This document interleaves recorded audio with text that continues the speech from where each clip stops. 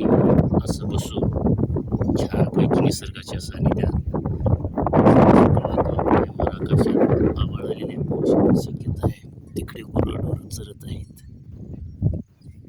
तर ही पिठलं, हे चपाती, ही चटणी कारळाची, हे आंब्याचं लोणचं, छानपैकी निसर्गाच्या सानिध्यात असं शुद्ध हवा, सुसाड सुटलेला वारा, तिकडं पीक निसर्ग, यामध्ये जेवण्याचा, शेतामध्ये बसून नैसर्गिक भोजन खाण्याचा अतिशय आनंद असतो.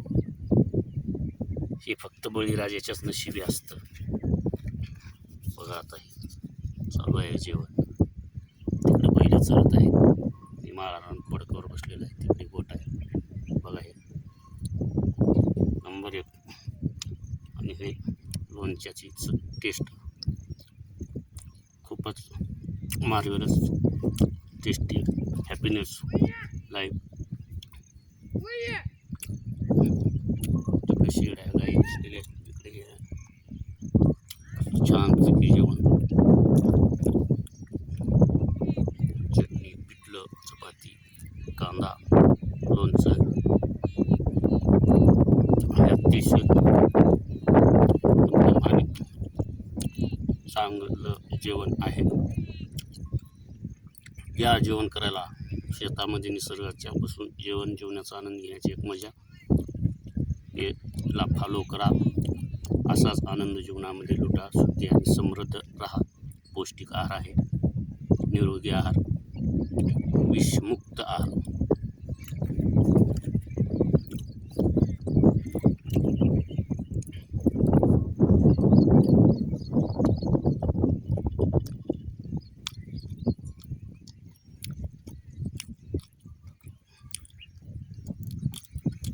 असं फक्त बळीराजाला मिळतं. पैसा मग पैशाच्या मागे लागून पैसा कष्ट करून कमवता येतो, ज्ञानानं कमवता येतो, पण आरोग्य कमवता येणार. कुठला आजार झाला तर पैशाने दुरुस्त अशी खात्री नाही. त्यासाठी आरोग्य सांभाळा.